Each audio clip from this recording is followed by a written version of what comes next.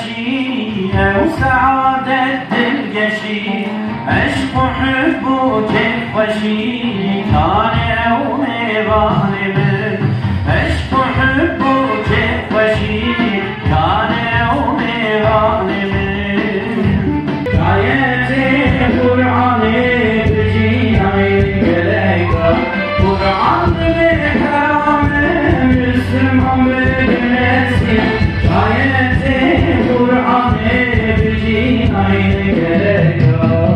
Mus'ab bin Ümeyr'i şöyle 4 evre şeklinde anlatmaya çalışacağım. Hem hicretlerin adamı olması hasebiyle onun hayatını 4 hicret başlığı üzerinden inşallah zikretmeye çalışacağız. Öncelikle Mus'ab bin Ümeyr Abdüddaroğullarından Mekke'de 585 yılında doğmuş bir sahabi. Zenginlikler içerisinde, varlıklı bir aile içerisinde doğmuş ve kıyafetleri, güzel kokuları Yemen'den ve diğer diyarlardan gelen ender bir şahsiyettir. Allah Resulü Aleyhisselatü Vesselam Mekke'de Mus'ab bin Ümeyr'den daha güzel giyinen ve nimetler içerisinde yüzen bir başka genç görmedim diyecektir. Dolayısıyla Mekke'de parmakla gösterilen ve yine gençlerin, belki de genç kızların kendisine hasretle baktığı, belki kendisiyle evlenmek istediği böyle ender bir şahsiyet, yakışıklı, Allah Resulü Aleyhisselatü Vesselam'a da simaen benzeyen ama ahlaken de zirvelerde olan iffet sahibi bir genç Mus'ab bin Ümeyr. 25 yaşına kadar bu zenginlik ve varlık içerisinde büyüdü Mus'ab bin Ümeyr. Normal koşullarda bu zenginlikler içerisinde, varlık içerisinde büyümüş olan bir insan o zenginliklerle şımarır, o zenginlik içerisinde kendini kaybeder. Ama Mus'ab bin Ümeyr'in bir masumiyeti vardı. Cahiliye, yani İslam öncesi dönemde bile iffetini kaybetmemiş bir gençti Mus'ab bin Ümeyr. Cahiliye döneminde bile günahlara batmamış bir gençti Mus'ab bin Ümeyr. İşte onun bu varlık ve zenginlik içerisinde oluşu dahi onun sapmasına sebebiyet vermedi. Şu hakikati özellikle zikretmekte fayda vardır. Hidayet Allah'ın bir lütfudur. Fakat hidayeti hak etmek insanın kendi iradesi ve kabiliyetiyledir. İnsanın yüreğinde eğer hidayete, hakikate, hakka dair bir istek, bir arzu, bir iştiyak varsa Allah-u Teala o hidayeti getirir ve o insanla buluşturur. Yeter ki onun yüreğinde bir masumiyet, onun fıtratındaki o temizlik var olsun. İşte Mus'ab bin Ümeyr böyle bir şahsiyetti. Zenginlikler içinde de olsa, varlık içinde de olsa, ailesi büyük zorluklar yaşamasına rağmen Mus'ab bin Ümeyr'in içindeki o hakikate dair sevda, arzu ve iştiyak hidayetin gelip onu bulmasına vesile oldu. 2 yılı aşkın Gazze'de yaşananlar, mücadele, Kudüs'ün, Mescid-i Aksa'nın mücadelesi ve bu mücadele için Gazze bugün ümmetin izzeti ve şerefi oldu. Her türlü bedeli ödedi. Analar, çocuklar, babalar, ihtiyarlar her biri büyük bedeller ödediler. Kassam en büyük bedeli ödedi. Ama İslam'ın izzet ve şerefi olan Kudüs ve Mescid-i Aksa'nın mücadelesinden vazgeçmediler. Onlar ümmetin izzeti olarak, şerefi olarak bu direnişi sürdürüyorlar. Ama bu izzetten nasibini almayanlar maalesef yanı başlarında duruyorlar. Bu mücadeleyi Gazze'de veren Kassam'ın yanında Kudüs'e ve Mescid-i Aksa'ya ihanet edenler de var. Onlar da Müslüman, onlar da Arap ve o coğrafyadadırlar.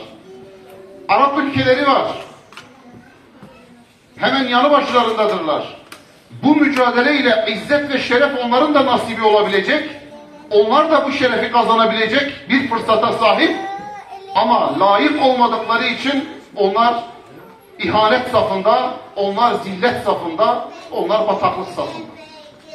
Yanı başlarında aynı ırktan, aynı dinden insanlar birileri bu kadar yüce ve izzetli olurken diğeri yerin dibine batmış, esfel-i safilinlere gitmiş. Evet, işte bu nedenle biz Mus'ab gibi arayış, istek ve arzu içinde olursak Allah-u Teala bize kapıları açar. Bize o yolları açar. Mus'ab, bu zenginlik, bu varlık içinde ama içinde hep bir boşluk var. Bir arayış var Mus'ab'da. Bakıyor Mekke'de zenginler var, efendiler var, köleler var, ezilen köleler. Ama Mus'ab'ın yüreği temiz, fıtratı temiz. İnsanların bu şekilde sınıflar halinde birilerinin hakim, birilerinin mahkum, birilerinin diğerlerine zulmettiği bir hayatın doğru bir hayat olmadığına inanıyor. Kendisi zengin ve varlıklı bir ailede olmasına rağmen bir üstünlüklerinin olmadığına inanıyor. Bu maddiyatla bir üstünlük olmaz. Hakikatin, doğrunun bu olmadığına inanıyor. Ve dolayısıyla bir arayış içerisindedir. Gerçek anlamda kalbini mutmain edecek bir yol, bir hidayet peşindedir. Zira Rabbimiz de emir buyuruyor ya, Ela bi zikrillahi tetmainul kulub. Kalpler ancak Allah'ı zikirle mutmain olur.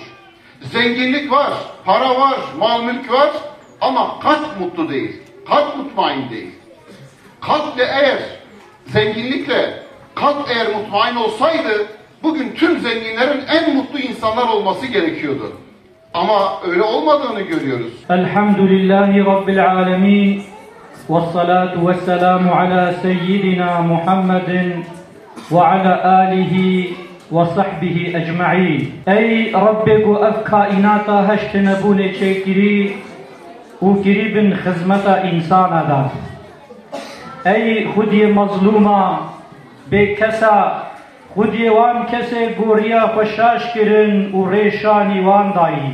Ey Hudi merhameta heri mazin ام عبدت عاجز وضعيف ذو حضور تدا بدست فذكرنا ام عجزيتا فا وخطايا فاطراف دكن ام لقارشة محجوب چونكو حقي لا ام حق عبديتيات الجهنين يا ربي ام لقارشة روغرتنا چونكو افزيدي دو صالايا قول غازي برای من مسلمان بو وحشتا هری مزن جی طرف نیارتا و نیار انسانیت و دین شهید کرن ده حبس و زندانا ده اشکنجل واته کرن ناموسا واته لوتاندن جی تمام حقاتین محروم کرن عرضا اسلام هاتیه اشغال کرن جامعه گاز حموهاتن اخرا کرن لبل گوربا خوی القارش با